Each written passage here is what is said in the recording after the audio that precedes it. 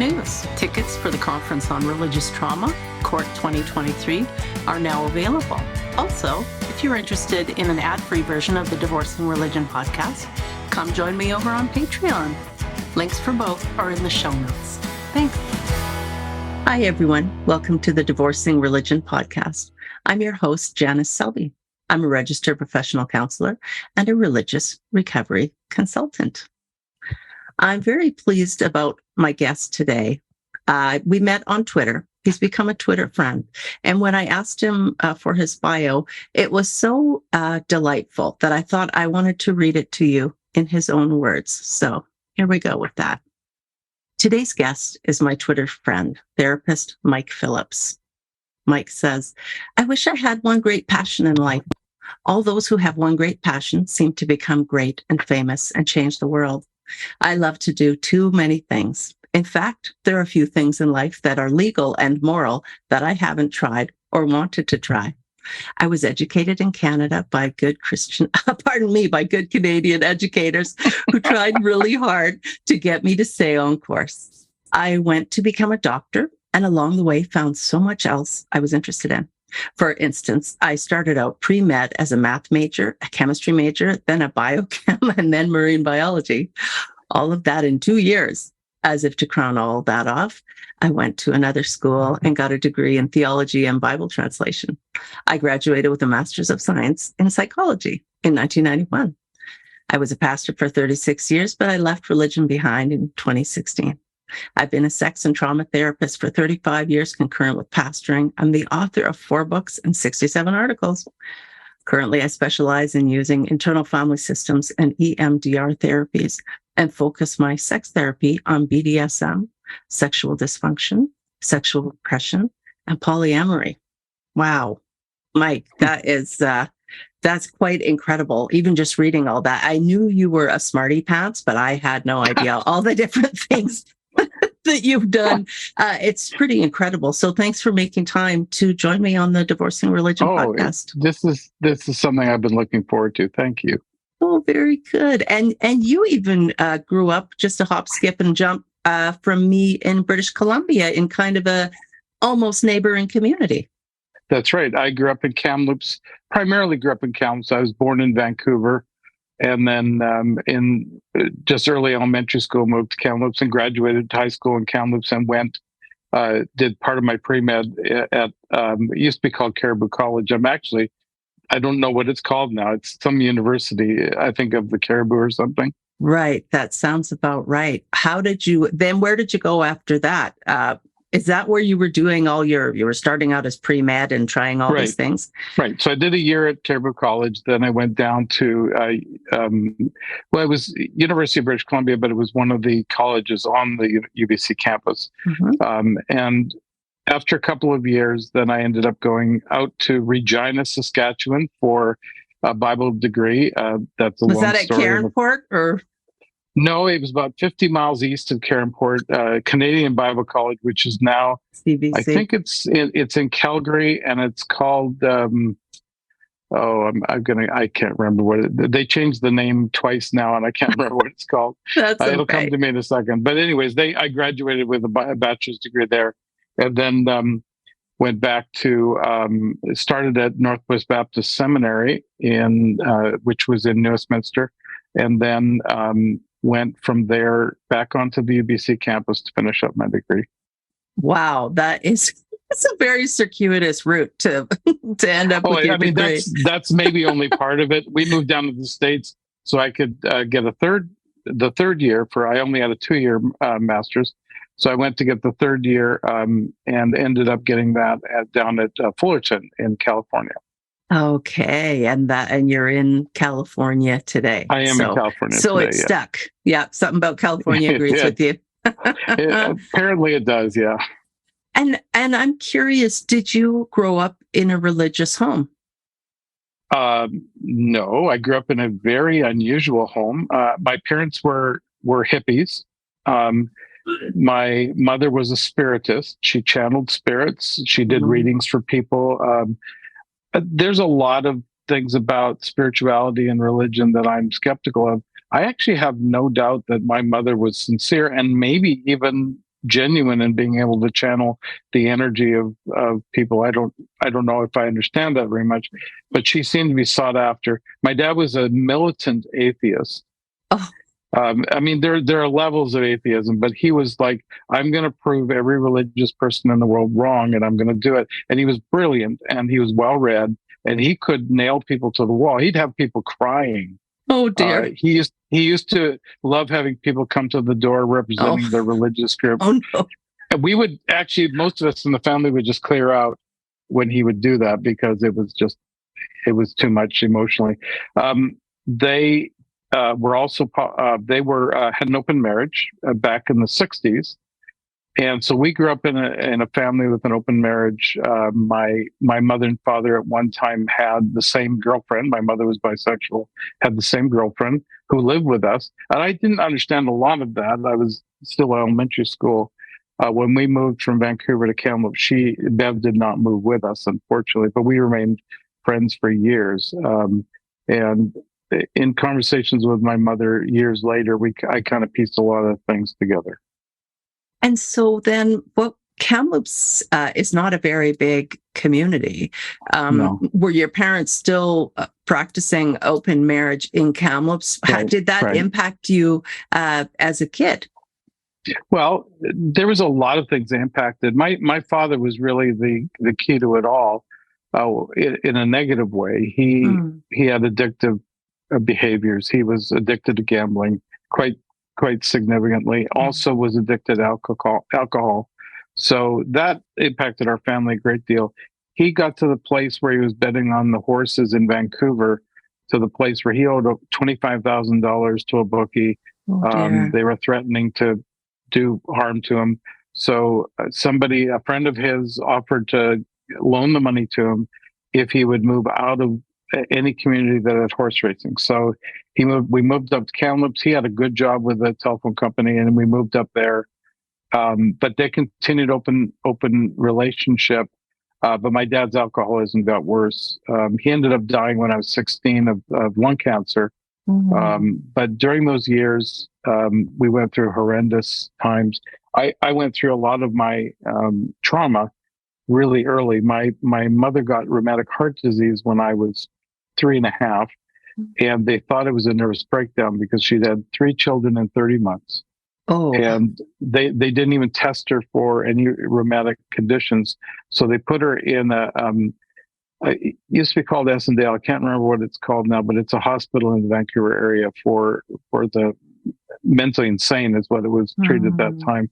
So during that time, my dad, because of an alcoholic, he decided he couldn't take care of us. So my brother and I were placed in foster care. My sister was placed with relatives. So for a year, we were in foster care. We were sexually assaulted, physically assaulted, passed around. It was a nightmare year. Terrible. And then with no explanation, we came back to live with our parents. They finally figured out that my mother had a physical condition, so they treated her, and she ended up with heart problems the rest of her life because of the rheumatic heart disease. Then right before we moved, and one of the concurrent things that was going on is I was sexually assaulted by a babysitter and tortured for about 2 months. Oh, Mike. My mother's girlfriend, my mother and father's girlfriend, is the one who figured out what was going on. And Bev disclosed it to my mother, and the two of them took action to get her out of the house. And I'm not sure whatever happened to her. I'm not sure if she went to the police or if they went to the police. I never did find out. But so I had a lot of problems that way. And you were a child at that time, not a teen, but right. a I was 8 years wow. old. I was 8 years old. Oh. So my mother and Bev explained sexuality at quite length to me in, by the way, incredible detail and accuracy. So the two of them were very helpful. I think that gave me a lot of the impetus to study sexuality, human sexuality, and aberrant human sexuality in university. And that was really what my course of study. I had never intended to be a therapist. I intended to be a researcher. Wow. That you saw a horrible amount of trauma as a child. That's actually breathtaking. So sorry that all those things happened to you. And I think how incredible that you had a mother and mom's girlfriend who were able to talk with you so frankly about your body, about sexuality. Because I think a lot of times trauma is compounded then when parents don't actually talk about it, or adults aren't talking with the child, someone has to be grounded and calm, and able to discuss these things. So that's really something. And then you stayed in Kamloops, finished your growing up there, started some school there, as we said. At what point did religion enter your life then? So because of the trauma, I wasn't treated, even though my mother and her girlfriend were very helpful. I never went for therapy. I don't know that people did that back then. This was the late 1960s. Because of that, I started getting deeply depressed, and my sense of identity was lost. I had no real self-image at all, but I had a lot of depression. And so I actually tried to take my life when I was 12. I stepped out in front of a truck. The truck swerved. Fortunately, it didn't hit me, but he called the police, and police came, and we went through that whole thing with. So again, I went to a therapist, I think twice, and my dad said that was enough, and so that's all I did. But during that time, I was visited by Worldwide Church of God missionaries, Garner 10 Armstrong, that whole cult thing. I didn't really buy into it. It didn't make a lot of sense to me. It seemed like goofy science fiction, but it did get me thinking about religion. And a group at the high school introduced me to conservative Christianity. I made a religious commitment when I was 14. I got baptized, ended up kind of going off and on to church during that time. The next bout of depression was in my first year of college. And it was about the same time that the church I was attending in Kamloops burned to it was just electrical fire, and it burned to the ground. And the church kind of rallied together, and I got together with a bunch of college students. And it was one of the first family feelings that I'd ever had. And that was really why I got involved with religion. I wanted a family. Yeah. Dad had passed away by that point. My mom was taking care of my sister who had heroin problems. So I was just kind of left to take care of myself. Literally, my mother and sister moved away from me when I was 18. They left me in the family home, but then we sold that. So I moved into an apartment at 18 with my brother, who was 17. Wow. So not a real safety net there. No, there was nothing. So this group became my family, and I cared for them deeply. There were some really wonderful people in that group, and they introduced me to a lot of different things. And eventually I thought, after my second year of college, where I still was suffering from depression, I need to take a year off. I need to kind of figure myself out. Once again, I was struggling with no core identity. Everything else was wrapped around with my abuse. And my dad's alcoholism and really neglect. I mean, he wanted nothing to do with me, and that's a totally different story. So I went to a Bible college, and there it was only 500 students on the whole campus. I got to know everybody. I was very gregarious. I'm a good public speaker, so I kind of rose through the ranks, so to speak. Bible translation, learning Greek and Hebrew and even Latin was easy for me, so I just took to it, and I met my wife there, and we had decided to go into Bible translation in West Africa, and we were appointed to West Africa. Wow. What happened? Well, I did a year at Toronto Institute of Linguistics, and we were ready to do Bible translation. And then our oldest son was born, and he got extremely sick with juvenile rheumatoid arthritis. He was the youngest one in Canada at the time ever to get it. Yeah. And the only treatment they had at the time for JRA was baby aspirin. So he was taking a bottle of baby aspirin a day to control the arthritis. Oh, wow. That sounds hard on the stomach or something. Oh, it was impossible. His stomach lining was shedding all the time. All he could eat was Cheerios. That was literally his diet, was Cheerios. That's all he could stomach. Everything else came up. He was 10 months of age or 9 months of age, somewhere around there. Poor dear.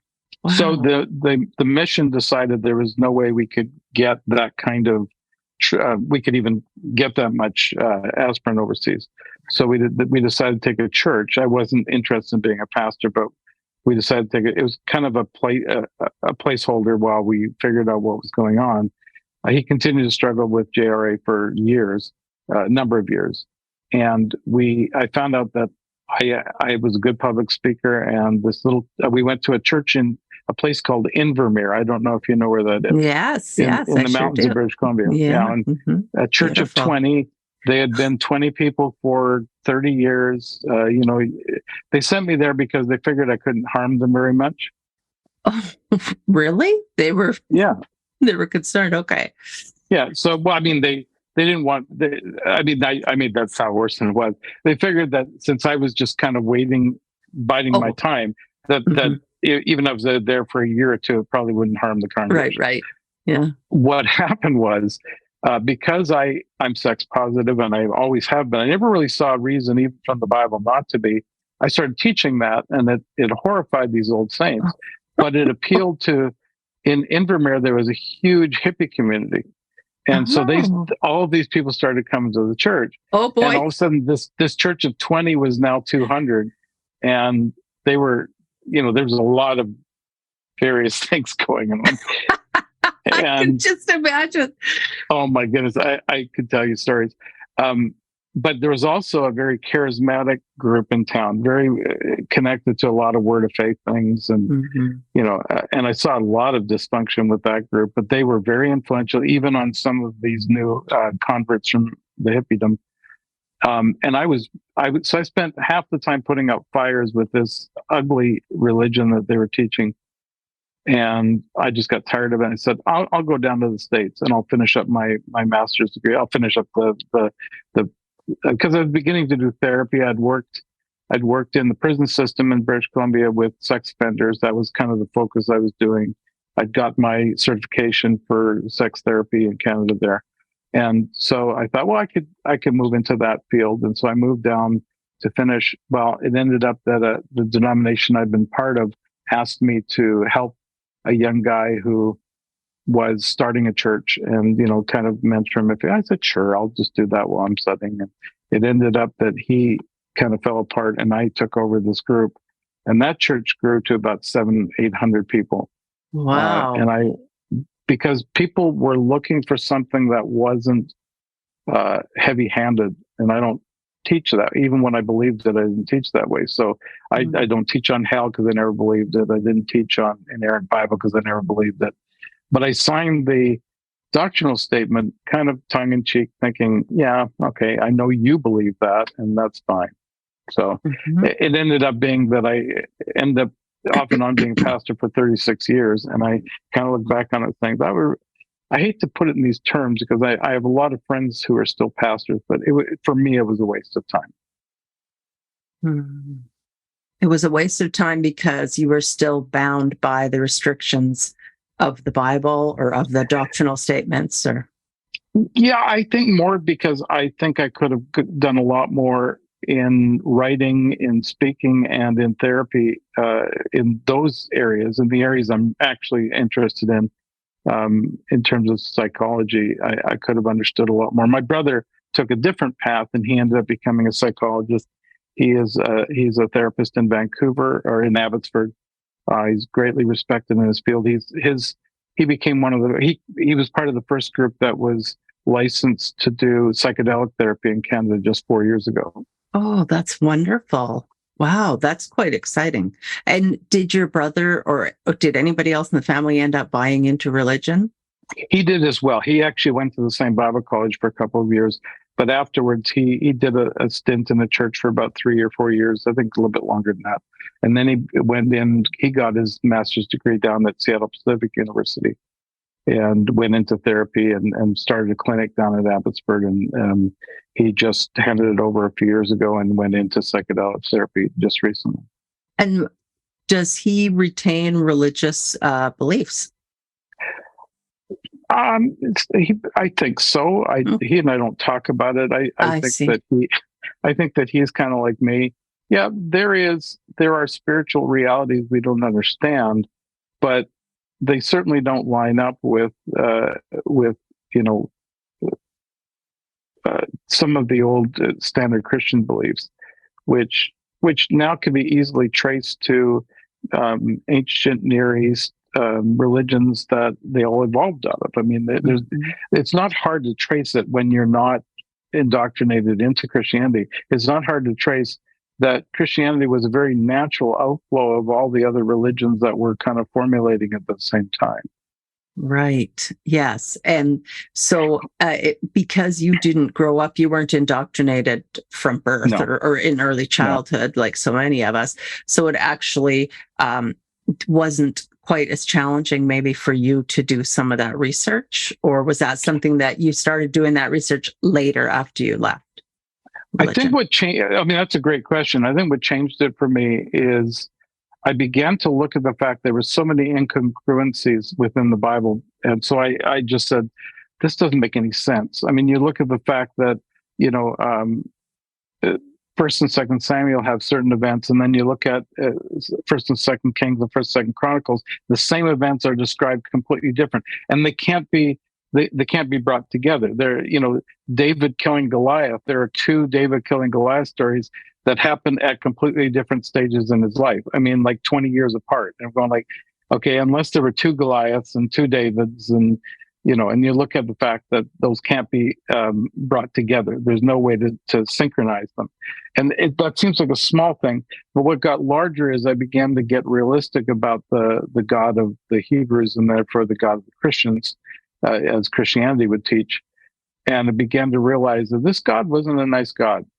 This God was, you go into Numbers 31, and you see this God commanding them to commit genocide and taking all the virgin women and making sex slaves of them. I'm going, there's really no way to explain that away. And it's there. And that was actually the chapter, because I was teaching on Numbers. That was actually the chapter that ended for me. I mean, it took a number 20 years before I pulled away completely.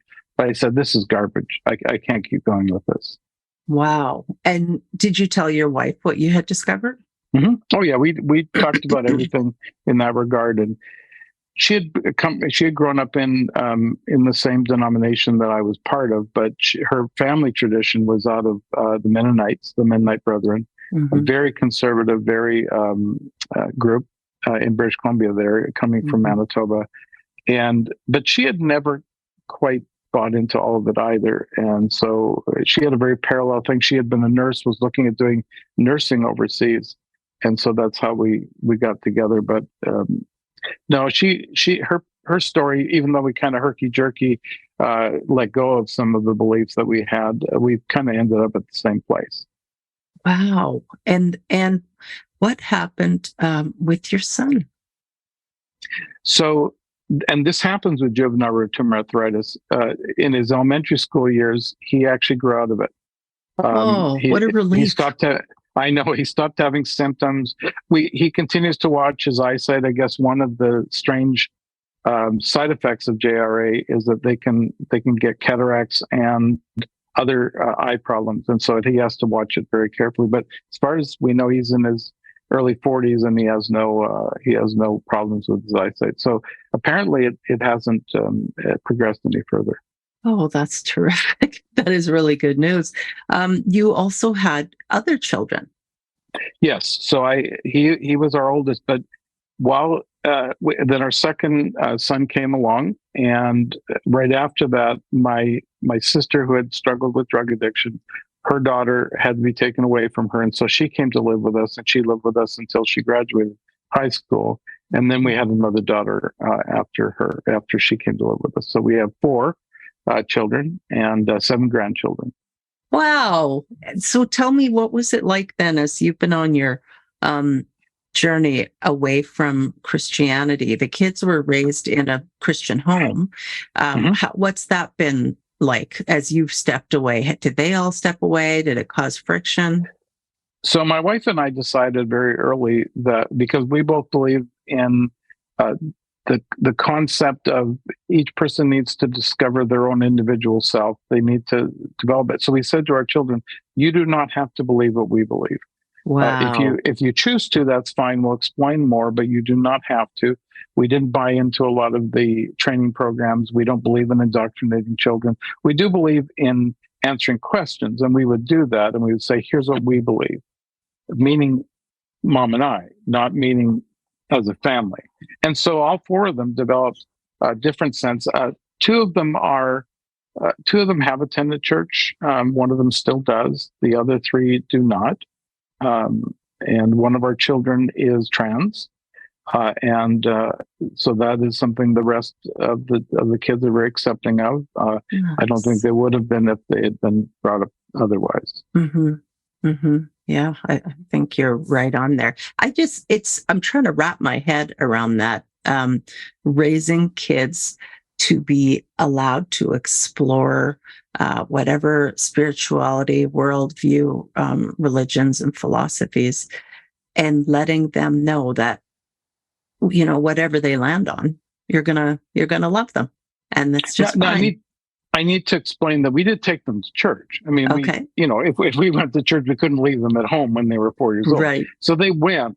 There came a place, though, when it came to things like Sunday school, camping programs, other things like that. We said, you don't have to go. I mean, if you don't want to go in fact, every one of them did youth group for a little while and decided it wasn't for them. I don't think any of our kids continued to do youth group until they were out of high school. Most of them felt the same way, that it was a very dysfunctional group. And I think we had better ones than a lot of churches in terms of how they were operated. We tried not to indoctrinate. We tried to have safe spaces for kids. But they said, yeah, a lot of it was gimmicks, and my kids didn't like gimmicks. Right, right. So how did sex education go with your kids? So you were much more open, had a much broader view of sexuality than probably 99% of Christians. I think probably most of them would not have quite that same viewpoint on it. What was that like for you then, when your kids were, 10 years old, 12 years old, and their bodies are changing and, they're going to start being interested? Well, we didn't wait till that age. We started teaching them 2, 3, 4 about their bodies. We used correct anatomical terms for everything. Mm-hmm. We taught them that touching themselves was fine, but privacy was king. Mm-hmm. Consent was king. Mm-hmm. And I can be honest, even though we did that, one of them was still sexually assaulted as a child. Mm-hmm. We were not aware of it until they were an adult, and they didn't want to tell us, even though we gave them every opportunity. And so we taught body autonomy over and over again. And we see it now as our kids raise their kids. They teach body autonomy. And we didn't, sit down with them saying, you need to teach your kids body autonomy. They just do it. At the same time, it doesn't prevent everything from happening. And we know the situation now. We realize, I guess it technically could have been prevented, but it's something that just happened. And we are dealing with some of the consequences of it now, unfortunately.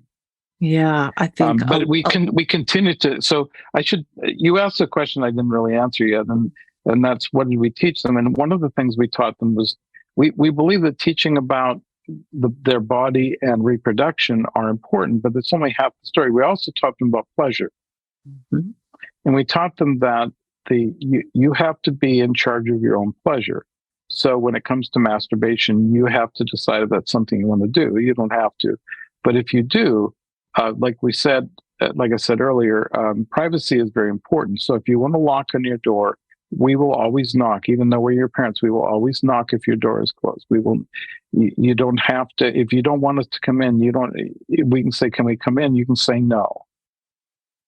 If we smell pot, we probably will insist a little bit more, but we will say no. You can say no. And all of them said, you just made sex normal. We also taught them and said, listen, we think that sexuality has a lot of emotional elements to it, and we want to teach you about those.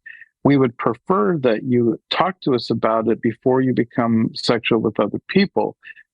We won't prevent you from doing it, but we would like to talk to you about adequate and safe birth control and safety from STIs. And my wife, as a public health nurse, would talk a lot about it.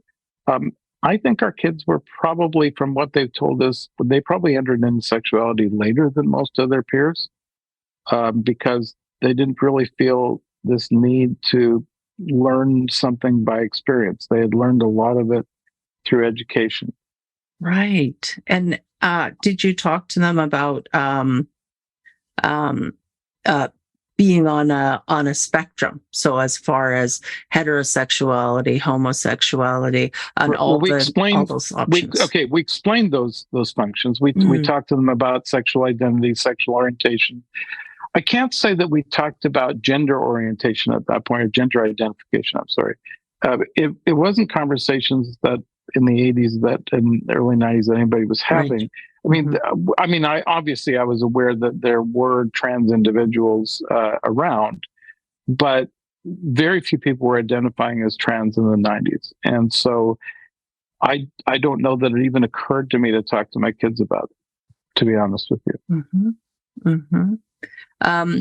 And you have a child who is trans. At what Yes. point did they let you know, or were they adult? Were they still in their teens? They were an adult, and I don't want to go into too many details about Okay, that because no they problem. are out. But Hmm. it's something that they're coming to grips with, that she is coming to grips with, Hmm. and we have a walk with them every step of the way. We're fully supportive. Hmm. Um, yeah, and they've got some really good help, and hopefully a good community going forward. Awesome! Wow, I feel like your kids were so fortunate to have you and your wife as their parents. You just seem so kind of common sense about it. And I feel like common sense doesn't often play into religion. It's just very heavily regulated and lots of fear. Oh And yes, that's problematic. oh I yes. can't In fact, imagine. and I'm going to go out on a limb here. This is a theory, and I'm trying to work it into a book. Someday I'll do that, Mm-hmm. in the many projects I have going. But the idea of sexual repression, and sexual repression I define as treating sex as shameful and as something to be afraid of. So that combination of both shame and fear together represses. That if you look at the history of people who are serial offenders, sexual offenders, almost to a person, they have sexual repression in the background. Now, by the way, not always religious sexual repression. There are many types of sexual repression. There are families that is a legacy of the family, that each generation has repressed sexuality. But if you look at the history of sex offenders, almost all of them grew up in sexual repression. And so when you grew up with a sense that your body is evil, that sexual expression and feelings are wrong, that makes you wrong and dirty, that will lead to a distorted view of sex. And what it often leads to is an over abundance of sexual thoughts that seem uncontrollable. So, for instance, in Christianity, the whole concept of lust is at the center of that. I don't believe that lust is actually a thing. I think it was a constructed concept within Christianity, and some people just, they look at me like I'm a Martian when I said it. I said, listen, if you grew up with a sense that your body is not evil, there's nothing wrong with your libido, the drive that you have, and not everybody has a libido, by the way. Some people don't, and that's fine too. But if you grew up with this sense of libido is fine, and that sexual expression is fine, and really it's the ethics of it that you need to focus on. Consent, enthusiastic consent being part of it, legalities, having an equal relationship, meaning you're not taking advantage of somebody that you've grown to control, et cetera, et cetera. If you make ethics the focus, then sexuality just becomes part of your life. It's like eating and drinking. It isn't any more or less Wow. important than those. Wow. Yes, it takes away the whole kind of religious morality view that sex is only acceptable within a heterosexual Right. marriage, and that you kind of just blow that right out of the water. I love that approach of really focusing on ethics around sexuality. And let me put it even further. repression leads to obsession. So when you repress something, it doesn't matter what it is, but when you push it down, it creates a sense of tension and pressure. And that pressure pushes back up. And that's what obsession becomes. And obsession is part of the pathology of sexual deviance, is that sense of, I can't let this thought out of my mind. So it's not surprising that a group of people that would repress sexuality would also be obsessed with it. Nobody talks more about sexuality than Christianity. And at the same time, for instance, just recently, a lot of the conservative, politically conservative, but also led by Christians, have come against the trans community, saying they are trying to assault children. They are the ones we need to be afraid of. That going into a bathroom, they're going to assault our children. And yet, when we look at this statistics, it's Christian leaders that are more likely to assault children than it is people that are trans. I mean, much more likely to do that. We hardly. I maybe can count on the one hand how many trans individuals have been arrested for assaulting children. Right. But every week I can count on two hands how many religious leaders are. Yeah. Yeah. Just very, very true. And that's not a slam against a religion as much as it is a slam against repressing sexuality within a religion. And like I said, that happens outside of religion as well. There still are a lot of people who are not religious who repress sexuality out of shame and fear. Right. And that is, that's not just males or people who identify as male. That's, across the board. Yes. Okay. Very interesting. Well, I mean, females, those who present as female, at birth, are often made to feel the most shame about sexuality, much more than males are. And so it's not surprising for a long period of time how many women said that they never have an orgasm, how many women said they don't enjoy sex because they were afraid to enjoy it. It became this place, if I enjoy this, something is deviant about me. So as women began to listen to other women and say, there's nothing wrong with my body, I could have 10 orgasms and that guy over there can only have one, I'm actually ahead of the game at this point. When those concepts began to, in the last 10 years, the emergence of female sexuality as a dominant subject where women are not afraid, in fact, they're delighted about it, is pronounced, and it's scaring men. And I'm glad to see it. The Jordan Petersons of this world are running terrified. Yes. Yeah. Boy, and big shout out to Dr. Lori Mintz, who wrote Becoming Cliterate. And Dr. Mintz spoke at my Shameless Sexuality, Life After Purity Culture online conference that I held last year. And this year, when I'm hosting the conference on religious trauma in October, half of the speakers will be from the Shameless Sexuality conference idea. They're going to be talking about sexuality and purity culture and just all sorts of very interesting things, because I do feel that sex is a huge issue, particularly shame and repression, as you were talking about, for those of us who grew up in Christian homes. And that's another thing I did want to ask you about, because you are so varied in the things that you do your therapy on and work with people about.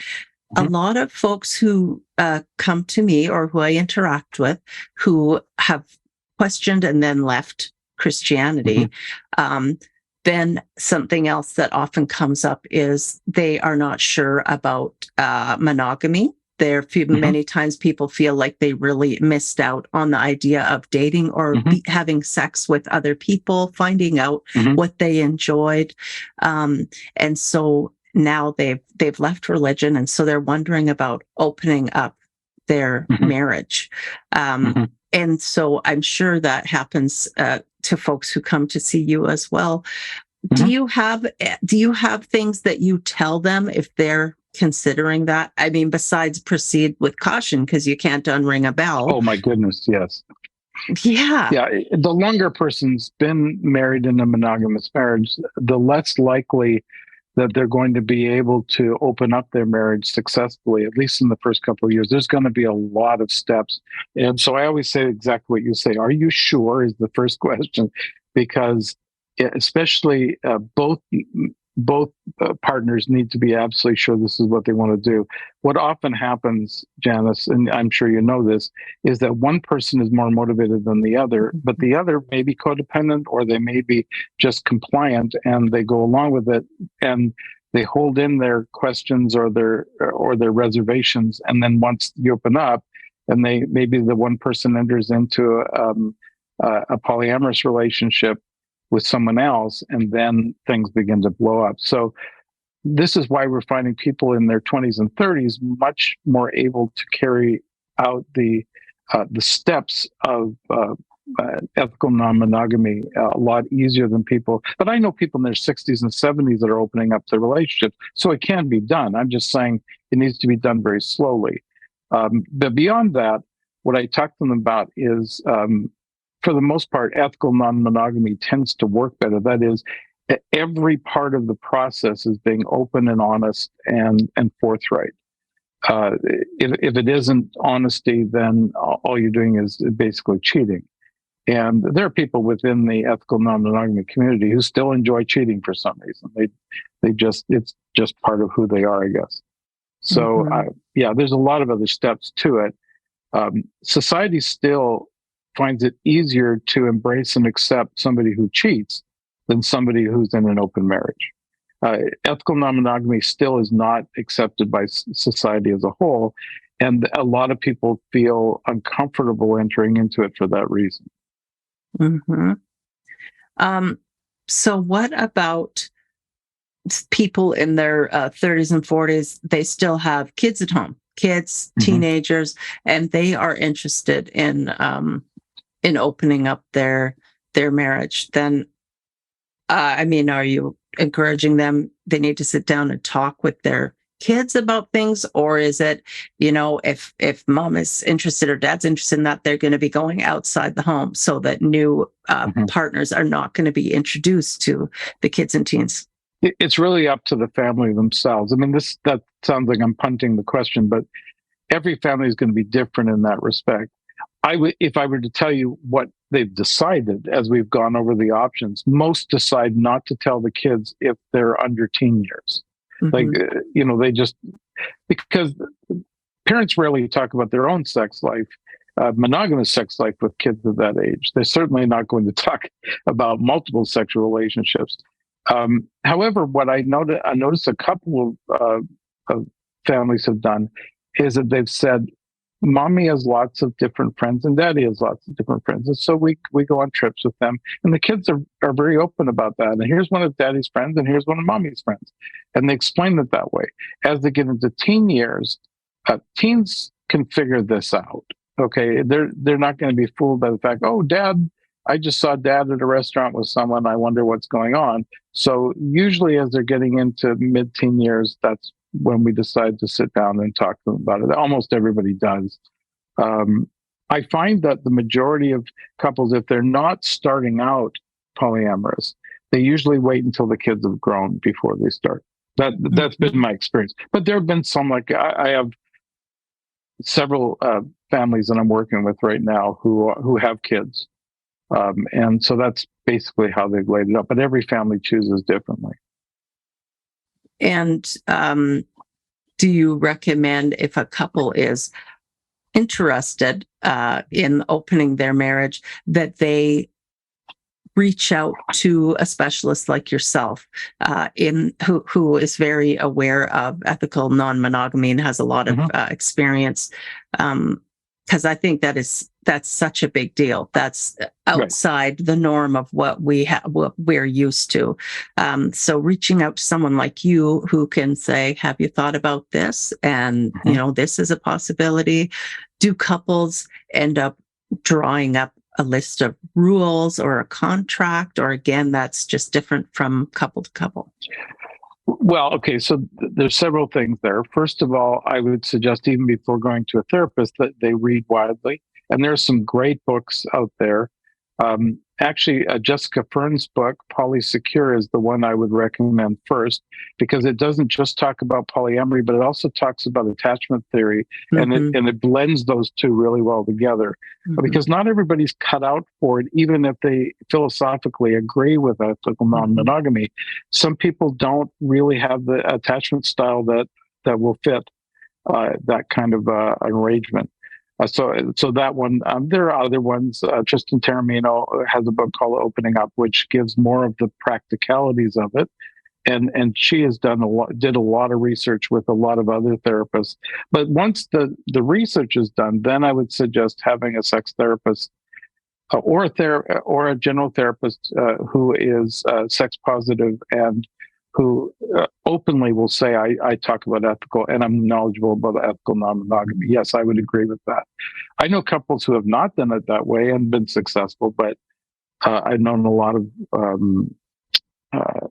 stories where people have just jumped into it and really destroyed their primary relationship. And of course, there are many kinds of ethical non-monogamy besides what we're describing as somebody who is monogamous going to monogamy with a primary, what we call a hierarchical relationship, meaning there's a primary relationship and then they add others to the periphery, paramours to the periphery.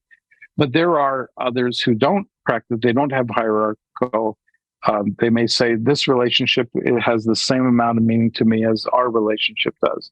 Those ones are a lot harder to enter into if you have been monogamous already. And my personal feeling is you can do whatever you want.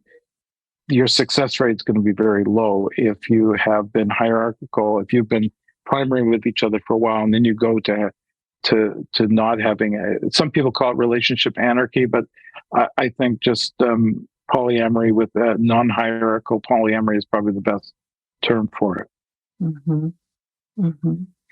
One thing also that I've found interesting in the religious trauma recovery community has been, so some folks feel like, I got ripped off. I didn't get to date many people, and now I'm interested. Right. I do want to open up. And then some folks express that they never really even had the option to check in with themselves around, maybe they're not really heterosexual at all. Maybe that is something that was forced on them. Right. And this, of course, then if you are already in a heterosexual monogamous marriage, then that can be extra challenging as well when someone is starting to explore their own feelings and identity and who they really are, as opposed to just who they were told they had to be. Exactly. So there's a lot of concepts that are normative concepts that are all bound together. So religion tends to be very patriarchal, of course, and patriarchy is really at the heart of monogamy. There's a number of books. Sex at Dawn is a great book, but also there's a number of other ones. Untrue is one Wednesday Martin came out with that talk about the idea that it was the establishment of agriculture as opposed to nomadic living that brought this idea of a husband and a wife, with the husband being in charge of and the wife being property. So once agriculture became the dominant way that people lived, monogamy became the offshoot of that. And out of monogamy came this idea of patriarchy.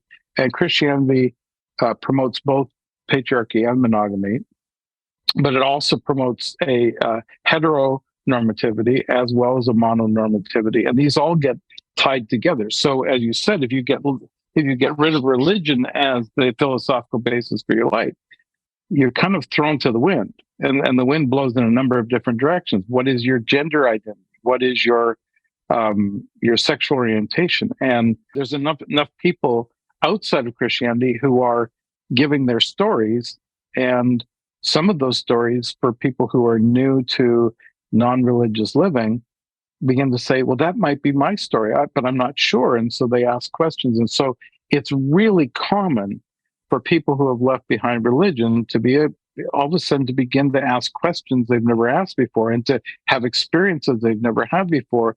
And their old religious friends saying, see, this is what we told you would happen. You left religion behind so you could have more sex, so you could become gay, so you could do, and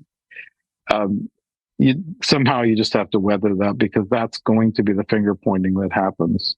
Mm-hmm. You mentioned as a result of some of the assaults that you suffered in childhood, you had trouble with a core identity. And I wonder sometimes it feels like it could be similar when we leave religion. If our entire identity has been utterly enmeshed with our ideology, it informed every aspect of our life. And then we lose our faith. I mean, for me, it was really a shocking. I didn't want to lose my faith. I loved my religion. It was very cherished for me. And then when it was gone, I couldn't force it back. No matter what I did, I couldn't make it make sense anymore. And then I think people can also enter into another time where they don't know who they are. And that can be really, really difficult. Do people come to you with that problem too? Well, especially people with religious trauma. And I'm sure that you know about this, but one of the symptoms of religious trauma is developmental delays, developmental problems. And one of those developmental problems is this sense of identity. We are supposed to gradually come to this sense of self over time. But what Christianity teaches is you are not your own. You are the sinner who, from the moment you were born, or later on, depending which group it is, you are bound for hell, that you're a sinner, that you were born in original sin. There's no good thing in you. So the identity was given to you as a package. So to be able to develop a unique identity, a core self-image, requires that you have to have a little separation from that. Well, for those who grew up in religion, especially with conservative Christianity, a child is completely inundated all the time with this constructed image, and so there's no way for the child to be able to construct their own image. What often happens in teen years, of course, is that there's the next stage in developmental where the sense of self-identity becomes much more acute and much more separated from family of origin. Well, if that family of origin is also part of your constructed image, this package that was given to you, a lot of Christian teens either have to rebel to the extreme to get out of it, which some do, or they conform to it and they enter into their 20s and even 30s and 40s with this constructed image, all the while with their true core self pushing from underneath to try to get up. And that creates such cognitive dissonance. It's very similar to complex PTSD. It creates all the dissonance that complex PTSD does. Right. And I mean, Marlene Winnell does a lot better job teaching on it, but that's my understanding of it. That I can really relate to that. And the image I use for it is trying to push that beach ball underwater and hold it underwater as long as you can. And the pressure is building and building, and you take your hands off and whoop, up it comes, and water goes everywhere. It's messy. Everyone gets wet. And that is certainly how my deconversion and deconstruction felt for me, partly because it was so shocking. Because I hadn't expected to lose my faith, and I still had kids at home as well, and I was still married to someone who'd been a pastor.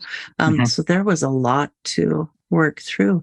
You are such a pleasure to talk to. You really just. Oh, thank you. I would like to have you for my therapist. You just sound amazing. You're so, you just have looked into so many different areas. I hope that I might be able to talk you into speaking at one of my conferences about sexuality. Oh, wonderful. Because especially around shame and repression, I just think are so huge when it comes to sexuality. So thank you very much for joining me. Do you want to tell us any books or articles that you've done? Have you done any since you left religion, or are they all related to religion? Unfortunately, they're all related to religion. I do have a book that's available on Amazon called Overcoming Shame. And if people can understand, there's some religious elements in it still. It was put out about 10 years ago. It's actually I've really been proud of that book. I wrote it for my clients. I didn't write it to be published, but then they all suggested I put it out. So it's a very short read. It's less than 100 pages, but it deals with how to overcome root shame. Wonderful. Overcoming shame. All right. And I will I'll want to put links in the show notes with the names of some of the books that we have talked about today. Okay. And otherwise, with that, I guess I'll just let you go. I wish we could just keep talking, and I'll probably ask you back again. Thanks so much for joining me, Mike. Well, thank you. Thank you. Take care. And everyone, thanks for joining us on the Divorcing Religion podcast. We'll see you again soon.